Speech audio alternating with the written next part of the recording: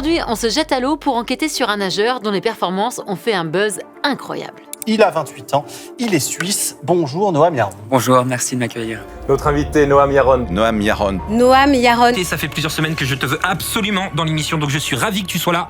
Merci d'être avec nous, Noam. À 28 ans seulement, le Suisse Noam Yaron est devenu la coqueluche des médias. L'équipe, Libération, 24 heures illustrées et j'en passe. Partout, les journalistes se l'arrachent et partout, un seul mot revient en boucle, celui de record. Le nageur de 28 ans est bien déterminé à établir un record mondial. Vous avez battu le record précédent. On va aller nager pour ma préparation de record du monde Calvi-Monaco. Un record qui n'existe pas à ce jour. Noam Yaron établira un nouveau record du monde. Mais si je vous parle de ce nageur, vous vous en doutez, c'est parce qu'il intrigue et divise tout autant qu'il passionne. Aujourd'hui, je réponds à mes haters, parce que oui, j'en ai apparemment. Tout ça pour abandonner à 2 km avant l'arrivée, aucun mental le mec. Mais je n'ai pas tout à fait perçu le côté défense de l'environnement dans son discours. J'ai un petit doute sur la réalité de cette traversée. J'adore les gens qui challengent la réalité. Alors simple commentaire de haters ou soupçon légitime, quoi qu'il en soit, ça interroge. Noam Yaron a-t-il vraiment réalisé un record pour aider à la préservation de l'environnement? Et surtout, que sont devenus les fonds collectés tout au long de ce défi sportif et destinés, normalement, à préserver la Méditerranée? Je vous embarque pour une nouvelle enquête pleine de rebondissements sur un ancien influenceur devenu acteur, producteur et nageur de l'extrême pour tenter de démêler le vrai du faux. J'ai l'impression qu'il n'y a aucune conséquence pour lui de ce qui s'est passé. Tout est critiquable dans n'importe quel projet, mais je sais exactement ce que c'est, la difficulté que c'est de réussir à faire cette traversée. La question, c'est où se trouve la balise GPS ?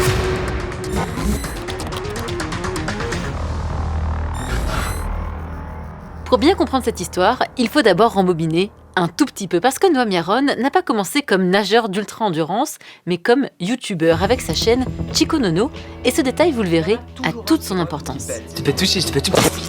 C'est parce que tu piailles. Comment t'allais ? Très vite, il est repéré pour des pubs, puis se lance en tant qu'acteur avant de créer sa propre société de production, avant d'opérer un nouveau virage un peu plus sport. On est aujourd'hui à Lausanne, tester le MMA. On va tester le skateboard, challenge accepted.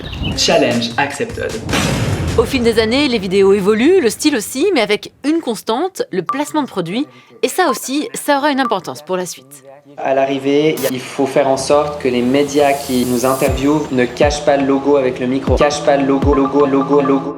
La suite, vous l'avez vu, c'est la natation. Et c'est là que cette enquête commence, quand le Vaudois se met à avaler des kilomètres et des kilomètres avec des traversées toujours plus impressionnantes. Évidemment, la presse est euphorique et moi, comme tout le monde, je suis épatée, scotchée par les vidéos du nageur qui tournent sur les réseaux sociaux. On parlait d'exploits à la Inoxtag, là c'en est un, enfin c'est encore plus fort même. Un Suisse qui bat un record du monde en mer, c'est assez beau. Dans ses vidéos, comme sur sa page pro, Noam Yaron affiche fièrement son record du monde avec 191 km parcourus en 102 heures entre Calvi et Monaco. Un exploit qui lui a même valu de décrocher le prix du mérite sportif 2025 décerné par la ville de Morges. Mais nous avons enquêté et en réalité ce record n'en est pas un, mais un joli coup de communication réalisé pour lever des fonds et je vais vous expliquer pourquoi. Mais d'abord, une précision importante. Tout au long de cette enquête, nous avons contacté le nageur à de multiples reprises pour lui proposer une interview filmée ou pour répondre par écrit à nos questions. Au fil des mois, je l'ai relancé par téléphone, SMS, WhatsApp, email et aussi par le biais de son staff et d'une étude d'avocat. Mais rien. Même après notre envoi de questions très détaillées, il n'a pas souhaité s'exprimer. Cela étant dit, revenons à la question qui nous taraude tous, celle du record. Normalement, pour obtenir un record et être publié dans le célèbre Guinness Book, il faut la ratification officielle de l'un de ces organismes partenaires. Alors avec mon équipe, on les a contactés et on a découvert qu'à ce jour, aucun n'a validé le record de Noam Yaron. Sur ce point, voici pourtant ce qu'il déclarait à nos confrères de 24 heures en septembre 2025. On est en train de discuter du coup avec différents organismes, dont le Guinness World Record, sachant que notre traversée a été homologuée, c'est-à-dire la World Open Water Swimming Federation a ratifié, comme on dit, le record sur la base d'un document et un suivi en direct constant en fait de mes poses, de combien de temps, les positions GPS, c'est très complexe. Et du coup, eux ratifient, c'est les experts du coup de la nage, disent qu'on a suivi les règles. En fait, Noam parle de la Fédération internationale de natation en eau libre, mais quand tu tapes ça sur Internet, le premier site qui vient, regarde, c'est celui-là. Ah ouais, c'est fou, mais c'est le site de l'association et pas de la fédération, c'est super trompeur. Ouais, au début, je m'en suis pas rendu compte, alors je les ai contactés, je leur ai demandé si Noam homologuait bien son record chez eux. Ils m'ont répondu qu'ils avaient eu contact, mais qu'ils lui avaient refusé l'homologation parce qu'il a nagé avec assistance. Bah oui, parce qu'il a une combinaison, il a des ravitaillements, il a un bateau devant. Ils expliquent même qu'ils lui avaient demandé de ne pas du tout parler de record. En fait, ses conditions de nage sont incomparables avec d'autres nageurs à l'international, dû à cette assistance. Et puis le mot record allait engendrer une confusion au niveau médiatique. Mais du coup, lui, il parle bien de faire ratifier son record. Donc auprès de qui il va faire ça ? Pas de l'association, mais de la fédération. En fait, ces deux entités sont en conflit. Le fondateur de l'association l'a quitté et a fondé cette fédération en 2024. Mais c'est l'association qui est la plus ancienne et puis la plus reconnue. Mais bon, pour en revenir à l'histoire des records, aucune des deux n'a promis de ratifier le record de Noam. La fédération, elle m'a expliqué être seulement là pour dire, voilà, Noam, il a nagé dans telles conditions et effectivement, durant sa nage, il a respecté ces conditions. Et ça, pour le vérifier, en fait, ils n'étaient même pas sur le bateau avec lui. Attends, tu dis qu'ils n'étaient pas sur le bateau, mais alors comment ils font pour certifier ces conditions de nage ? Ils m'ont expliqué qu'ils faisaient des appels vidéo, puis des téléphones réguliers avant et puis pendant la traversée. Et sinon, sur place, c'était le coach de Noam et puis les équipes de Noam qui leur transmettaient des infos. Donc finalement, ils ont eux aussi les données GPS plus quelques coups de fil, mais auprès de qui ça va se faire, cette homologation de record ? Noam, il a expliqué dans plusieurs médias envisager une homologation auprès du Guinness Book. Je les ai contactés aussi, mais ils ne travaillent pas avec cette fédération. Eux, c'est l'association qui le reconnaissent. Donc pour l'homologation, c'est pas gagné à ce stade. Ces données GPS, nous avons nous aussi pu les récupérer grâce tout simplement à un post Instagram où nous avons pu apercevoir le nom des deux voiliers qui accompagnaient le nageur. Grâce à ce nom, nous avons ensuite pu récupérer les coordonnées complètes sur ce site de tracking. Puis nous les avons croisées avec les données fournies par le nageur lui-même sur cette plateforme qui permettait de suivre en direct sa performance. Mais pour être honnête, pas simple de s'y retrouver dans cet océan de données, alors direction l'Université de Lausanne pour rencontrer un expert. Bonjour Louis, merci beaucoup pour votre temps. Peut-être vous présenter en quelques mots, c'est quoi à vous votre spécialité ? Alors moi je suis chercheur doctorant à l'Université de Lausanne et je suis spécialisé en biomécanique et en physiologie du sport. Et vous êtes vous-même athlète ? Oui, exactement, j'ai fait beaucoup de triathlon. Ouais. Alors on a essayé de récupérer les données des bateaux de Noam et aussi ces données GPS. On a essayé de les analyser, de les vérifier. Ça a été très compliqué, très difficile, alors je vous les ai transmises, mais là aussi vous m'avez dit directement, attention, il va falloir prendre beaucoup de précautions.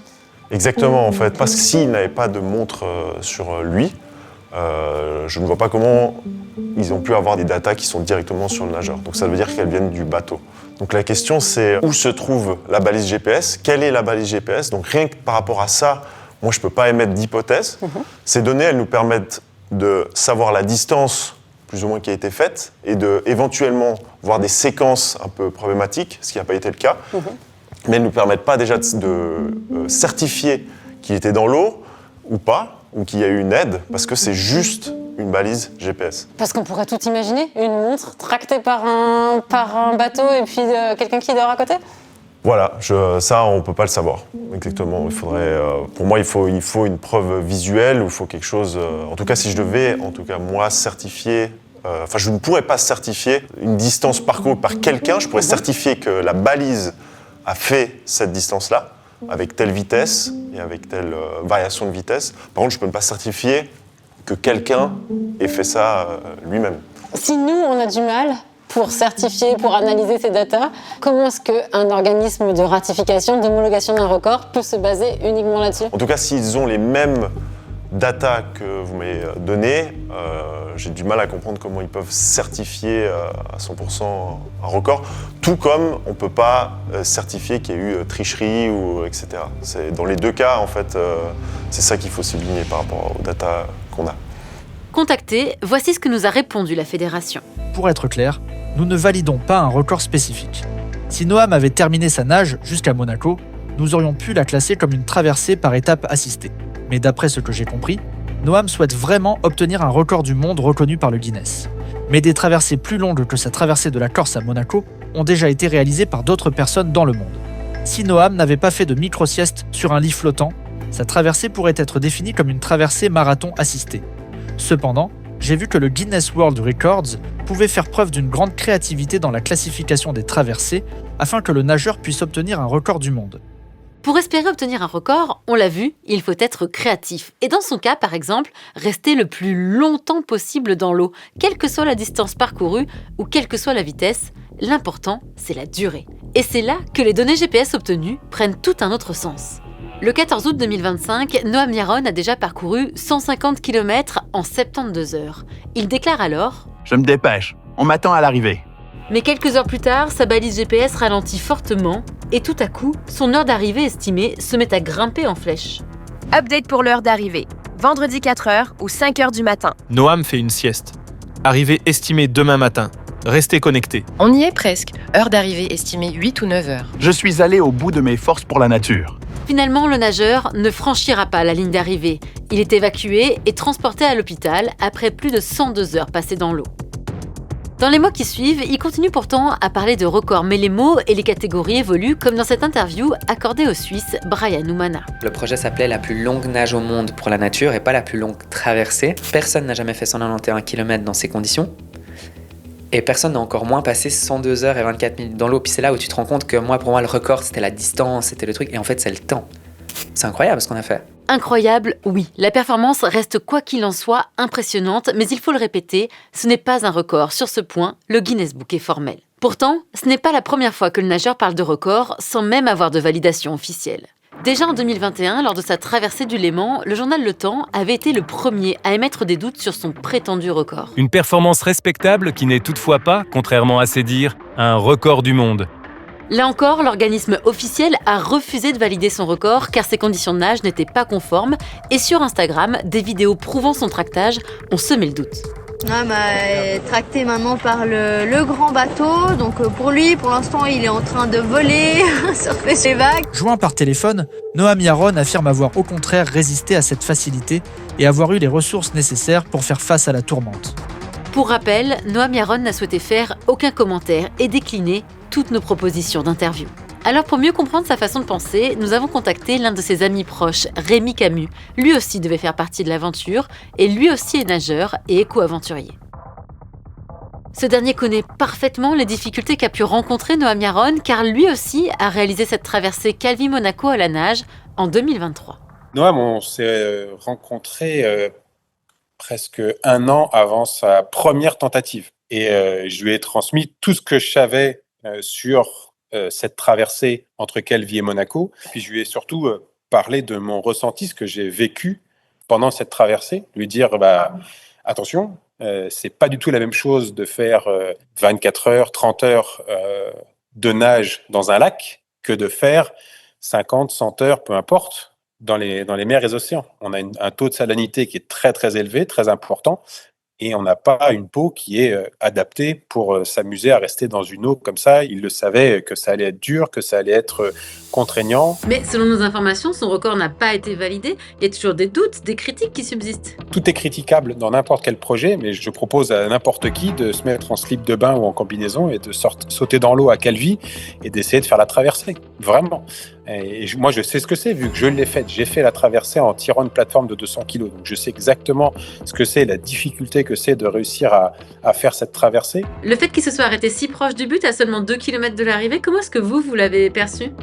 C'est très décevant pour lui. J'étais très triste parce que je sais tout le travail qu'il y a eu en amont et je sais tout le travail et tous les sacrifices qu'on met en place quand on fait une expédition. Les gens ne voient et ne suivent généralement que ce qui se passe à l'instant T. Ils suivent l'expédition, mais ils oublient que derrière, il peut y avoir des semaines, des mois, des années de préparation, de travail, de recherche de financement, parce que c'est un budget également. Je pense qu'il a donné beaucoup de lui sur cette traversée et j'espère surtout que ça ne va pas le dégoûter de la natation. Des records ratés et des promesses non tenues, dans le milieu du sport, ça arrive et ce n'est pas si grave car c'est le jeu. Mais dans ce cas précis, le mot record a toute son importance. Car c'est grâce à ce mot que Noam Yaron a pu récolter des dizaines de milliers de francs auprès de sponsors, mais surtout auprès du public. Si tu veux soutenir le projet et préserver la Méditerranée, je t'invite à commenter M3. Ça va être complètement fou et je me réjouis de partager cette aventure avec toi. M3 pour mètre cube. La promesse est toute simple, payer pour devenir co-détenteur de son record tout en protégeant la nature. Pour 5 francs versés, c'est 1 mètre cube d'eau qui est préservé. Et ça a marché. Noam Yaron a expliqué avoir collecté 115 000 francs entre 2024 et 2025 pour ce projet. Ces fonds sont majoritairement utilisés pour soutenir des efforts de conservation en Méditerranée et d'autres projets sportifs de ce style. Cet argent ne me revient pas du tout. Mais pour conserver la Méditerranée, encore faut-il des associations partenaires. Celle qui travaille avec le nageur s'appelle Objectif Environnement. Et si on clique sur les conditions générales, ce qu'on découvre est étonnant. Il va où cet argent? Est-ce que ça part vraiment pour financer des projets environnementaux? Regarde, si on clique sur les conditions, on voit que c'est l'association Objectif Environnement qui reçoit l'argent. Mais en fait, sur le registre du commerce, on voit que la présidente de cette association, c'est la copine de Noam et la trésorière, c'est sa maman. Et selon les statuts, son but, c'est de soutenir les défis sportifs réalisés en faveur d'une cause environnementale. Mais Noam, il parle pas que d'environnement, il parle aussi de science. D'ailleurs, sur sa dernière traversée, il y a même une scientifique qui a embarqué à bord de son voilier pour faire des prélèvements. Donc il y a bien de l'argent qui part à la science. Oui, mais ça fait pas beaucoup. D'ailleurs, Noam, il en parle même dans une vidéo. Aujourd'hui, j'ai pris des notes et je vous partage le budget. Accrochez-vous. Premier point, la préparation sportive. 2 bateaux pour accueillir une vingtaine de personnes. Faut nourrir ces 20 personnes. La gestion du projet. Les coûts de promotion. Il y avait un bateau qui était dédié aux recherches scientifiques, l'échantillonnage, l'envoi de ces échantillons, le traitement des données en laboratoire. Donc au final, c'est seulement 0,8% qui revient à la science. Contactée, la scientifique présente lors de cette traversée m'a confirmé avoir réalisé des prélèvements tous les 20 km et elle se dit reconnaissante envers toute l'équipe d'avoir pu bénéficier de ce voyage et surtout de son impact en matière de communication. Mais elle nous a aussi confirmé un point très important. Il n'y aura pas de publication d'articles scientifiques tirés de ces prélèvements et elle a dû financer elle-même son matériel ainsi que tous les coûts des analyses en laboratoire. Coïncidence du timing ou pas, quelques jours seulement après l'envoi détaillé de toutes nos questions, le nageur Noam Yaron a publié ce post pour un appel à projet allant jusqu'à 10 000 francs pour protéger la Méditerranée. L'argent n'est pas encore distribué, mais en l'incluant, on arrive à 2,9% reversés à la science et à la protection de l'environnement. C'est clairement pas énorme. À titre de comparaison, le nageur français Rémi Camus, lui, a alloué un tiers de son budget à des prélèvements et analyses d'échantillons lors de son dernier défi sportif. Et puisqu'on en est à parler de science, il y a une autre anecdote assez folle que le Suisse raconte à longueur d'interview. Je sais pas si t'es le seul être humain, en tout cas t'es le seul être humain que je connaisse à savoir faire ça. Ton exploit, c'est de nager en dormant. J'ai commencé à vraiment m'endormir complètement. Pendant qu'une partie de mon cerveau dort, l'autre calibre ma position en fonction de la lumière. C'est plutôt fou, non? Comme éteindre, endormir une partie de mon cerveau pendant que l'autre est réveillé. Noam Yaron, homme-poisson. Il y a d'autres animaux qui font ça, notamment, sauf erreur, les dauphins. Pour vérifier tout ça, il nous fallait un expert. Coup de bol, pendant notre enquête, ils étaient tous réunis en congrès annuel sur le sommeil. Alors on s'est rendu sur place pour poser directement la question.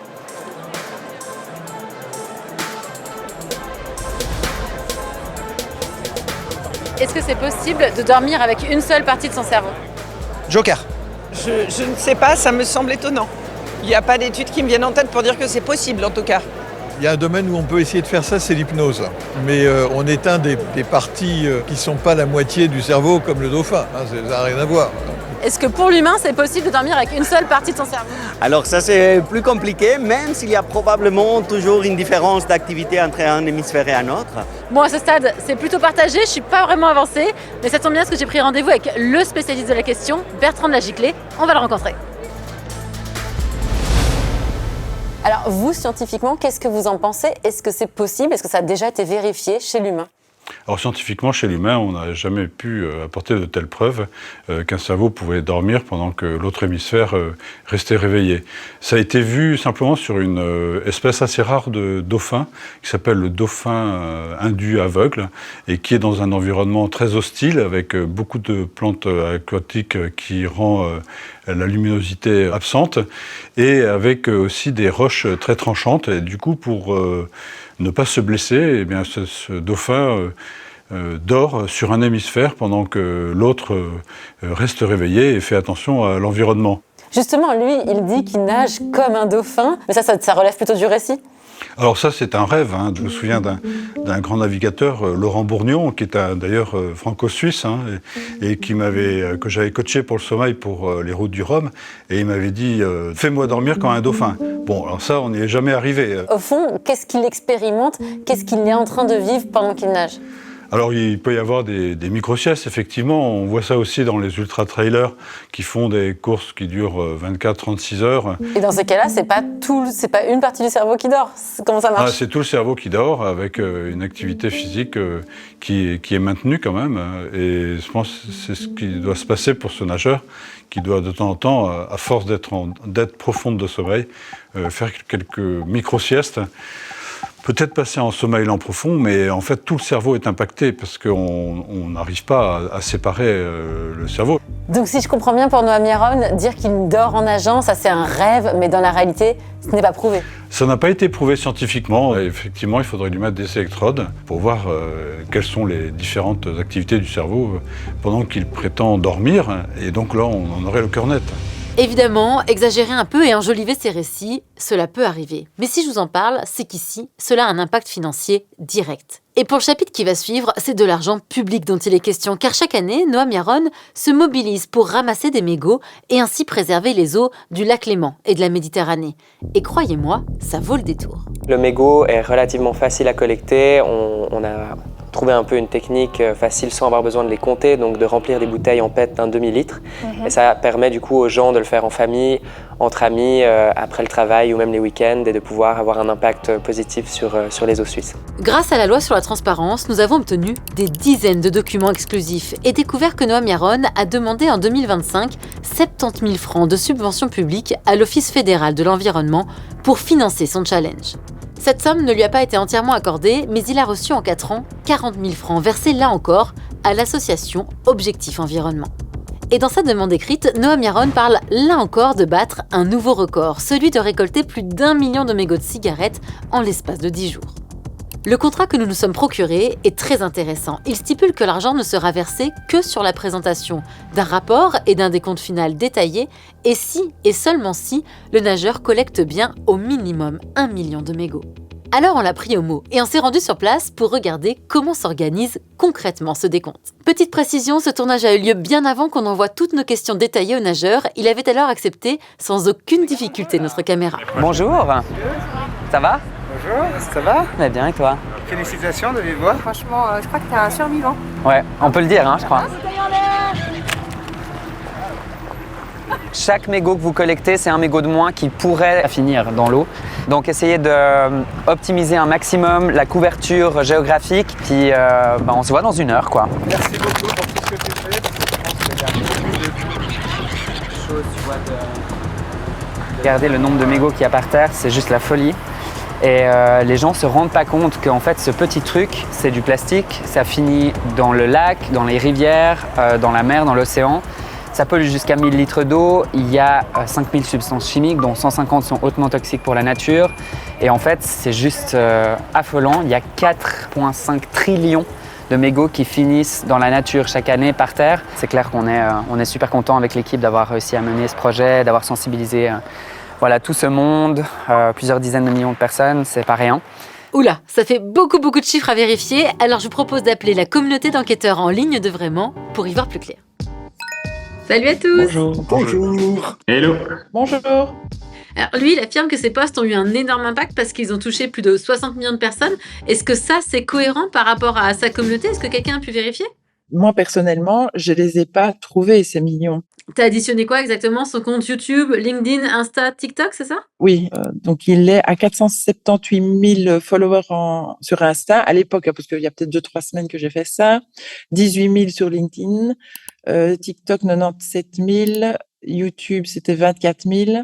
Et ceux qui regardent ne sont pas nécessairement les followers, donc effectivement, c'est même beaucoup plus, mais de là à donner ce chiffre de plusieurs millions, pareil, pas possible, je trouve pas en tout cas. Ouais, je confirme, même avec des outils, c'est hyper difficile de valider ces informations-là. Moi, ce que j'ai fait, c'est que j'ai contacté Chloé Léger, c'est une nageuse française qui s'est mis elle aussi en tête de faire un défi complètement fou à la nage.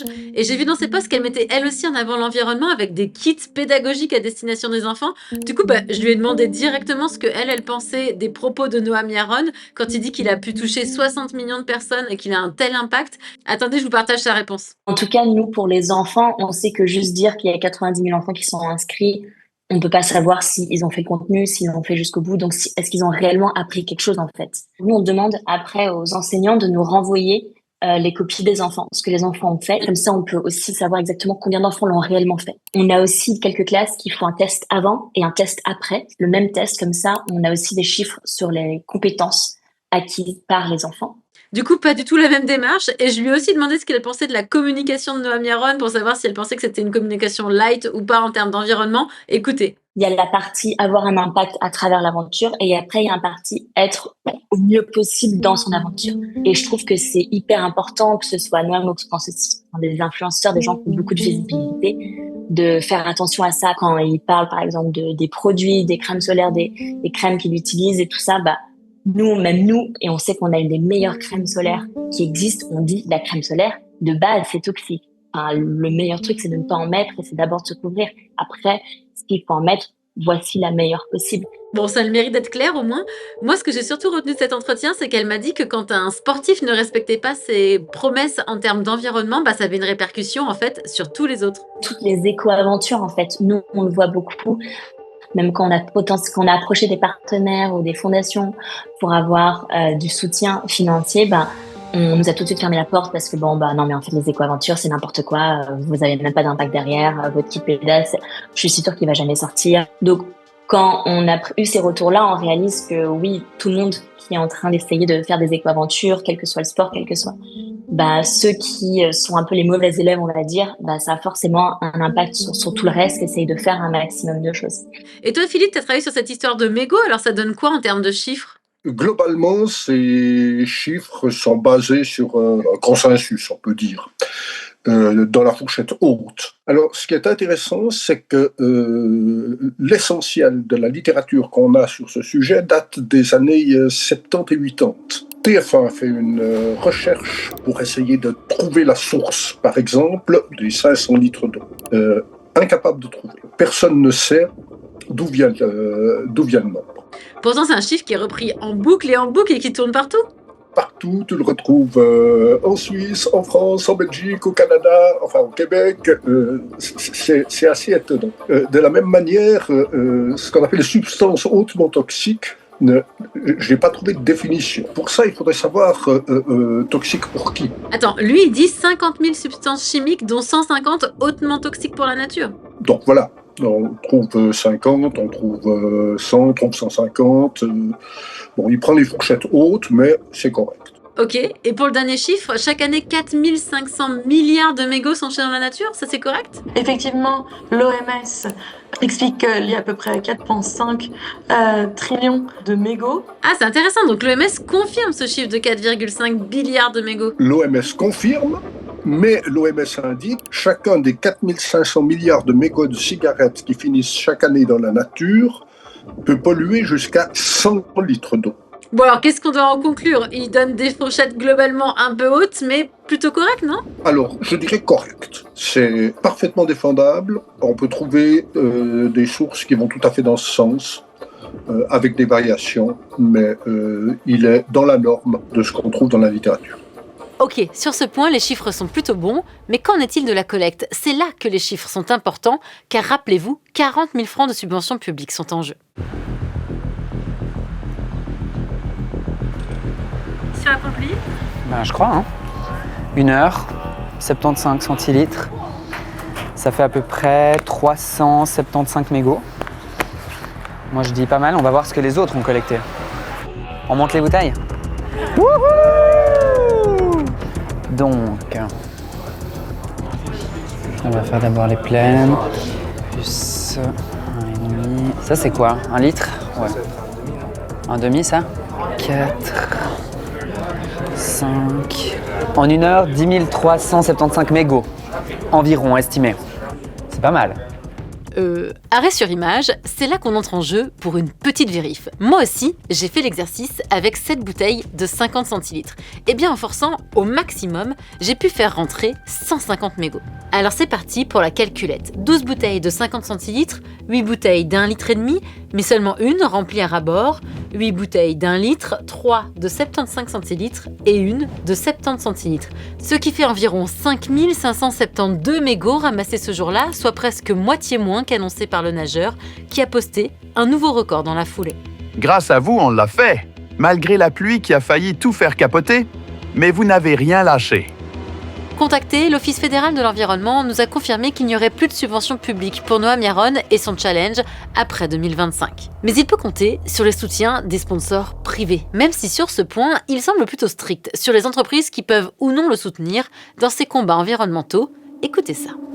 Moi, j'ai un très grand débat à ouvrir avec vous. On a été contacté par une entreprise du milieu du tabac. Donc cette entreprise, potentiellement, je tairai son nom, mais vous savez tous qui c'est, m'a proposé de financer en fait l'entièreté de ce projet qui s'appelle le Water Lover Challenge. La somme qu'ils me donnent, personne d'autre aurait pu me la donner. Qu'est-ce que je fais? Est-ce qu'aujourd'hui, je dois refuser? Ou est-ce que je dois accepter, sachant que l'argent que cette entreprise me donne va me permettre, sans forcément les mettre en avant, je tiens à préciser, me permettre de régler le problème qui est de jeter les mégots par terre. Et donc, ça, c'est des questions que moi, je me pose tous les jours. Total Energy était une autre des discussions. Est-ce qu'on doit bannir ces entreprises, ne pas accepter leur argent, ne pas collaborer avec eux sous prétexte que, elles font du mal à la nature? Alors, spoiler alert, je n'ai accepté ni l'un ni l'autre. Étrange, parce qu'en faisant une recherche par mots-clés, j'ai découvert ce post LinkedIn dans lequel le groupe Philip Morris s'affiche fièrement aux côtés de Noam Yaron dans le cadre d'une collecte de mégots réalisée en 2025. Ma rencontre avec Noam m'a non seulement inspiré, mais m'a aussi fait réfléchir. Mais ce n'est pas tout. Côté sponsoring, nous avons fait 2 autres découvertes particulièrement intéressantes. La première concerne la banque Richelieu Monaco qui affiche fièrement son mécénat avec le nageur Noam Yaron. Elle vit pour ma 2e tentative de record du monde. Sur son site officiel, la banque met en avant sa politique de durabilité, ce qui semble raccord avec le discours de Noam Yaron, surtout quand il dénonce la pollution plastique et enrage contre les lobbies du pétrole.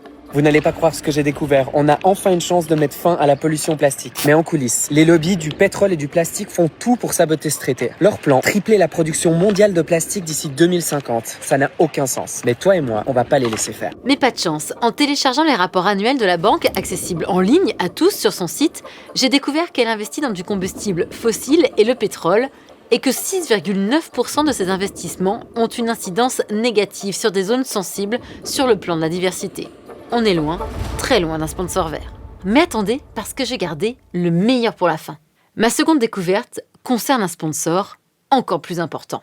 La marque Nivea, que Noam Yaron met systématiquement en avant sur chaque post, chaque photo, chaque vidéo, avec, dès qu'il le peut, un petit placement de produit. On a trouvé une crème solaire ultra efficace de chez Nivea qui est jusqu'à 92% biodégradable et résistante à l'eau. Là encore, je suis allée vérifier. Cette crème solaire est biodégradable, oui, mais seulement à 89%. Et ce n'est pas tout. En scannant cette crème avec l'application Yuka qui permet d'obtenir gratuitement des informations détaillées sur les produits alimentaires et cosmétiques et sur leur possible impact sur la santé et l'environnement, voici ce que j'ai découvert. Cette crème solaire affiche un score de 26 sur 100, c'est-à-dire médiocre, car elle contient du salicylate d'octyle, noté sur l'étiquette éthylexyl salicylate. Derrière ce nom barbare se cache un filtre UV chimique suspecté d'être un perturbateur endocrinien par l'Agence européenne des produits chimiques. Soupçon confirmé en octobre 2025 après la publication d'une étude scientifique publiée dans cette revue. Pour vous la faire très courte, cette recherche montre que les copépodes, des petits crustacés essentiels pour le zooplancton, voient leur production d'œufs baisser de 62,4% lorsqu'ils sont exposés à ce filtre UV. Nous souhaitons souligner les points suivants. L'EHS est un filtre UV autorisé dans l'Union européenne. Dans les eaux naturelles, il n'est détecté qu'à des concentrations très faibles, largement inférieures au seuil critique pour les organismes aquatiques. Pour information, il existe des crèmes solaires sans filtre EHS et respectueuses des fonds marins. D'ailleurs, il suffit de quelques clics et de descendre un peu plus bas sur l'application Yuka pour découvrir des marques alternatives. Reste un dernier chapitre, et pas des moindres, car là encore, il s'agit de collecte d'argent et de records, mais dans un tout autre domaine, le cinéma.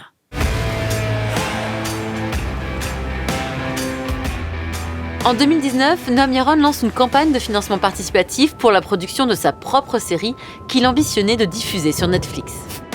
Je suis comédienne et puis dans The Clue, je jouais le rôle d'une femme assez sophistiquée et superficielle. Comment ça s'est déroulé le tournage? Quels souvenirs vous en gardez? On est tout début février 2019. Alors c'était 2 jours de tournage très intenses. D'un côté, c'était le luxe en tant que comédienne parce qu'on travaillait justement avec beaucoup de moyens, avec des super belles caméras et des super belles images. Enfin, je me souviens vraiment de me dire waouh, ça va donner très bien visuellement. Et en même temps, c'était 2 journées très très très longues, non rémunérées et avec cette promesse de tu seras payé si on peut vendre ce pilote. Justement, on parle de financement. Qu'est-ce qu'on vous a dit de ce financement? Comment ça devait se dérouler? On m'avait dit que donc, le pilote était non rémunéré, mais ce pilote servirait à ensuite organiser le crowdfunding, qui en effet a eu lieu, que ce crowdfunding permettrait d'avoir une espèce déjà de base, de minimum, et qu'avec ce minimum, on pourrait commencer à lancer le projet pour de vrai, mais que cet argent servirait ensuite à avoir encore plus d'argent. En 3 semaines, la campagne de financement participatif a fait un carton et a réussi à collecter 57 860 francs et s'affiche comme la première série de fiction Made in Switzerland financée par les internautes. Pour que ce magnifique projet voie le jour, on a besoin de toi, de tes amis, de ta famille, de ton réseau, enfin bref, que tous les internautes se mobilisent pour que cette série voie le jour. Là encore sur le papier, super projet et très belles ambitions. Mais écoutez bien la suite. Tout d'un coup, j'ai le souvenir de voir ces informations sur la série qui serait interactive. Et ça, je me souviens qu'on m'en avait pas parlé, ou en tout cas pas clairement expliqué. Qu'est-ce que ça veut dire interactif? Ça voulait dire qu'il y avait des contreparties? Oui, alors interactif, d'après mes souvenirs, ça voulait dire qu'en fonction de l'argent qu'on donnait, et à partir du palier de, je crois, 300 francs, on pouvait apparaître dans la série, soit dans un petit rôle, soit comme figurant-figurante. Déjà à l'époque, ça m'avait questionné parce que c'est censé être un huis clos, mais je me suis dit, bon, on va trouver des solutions.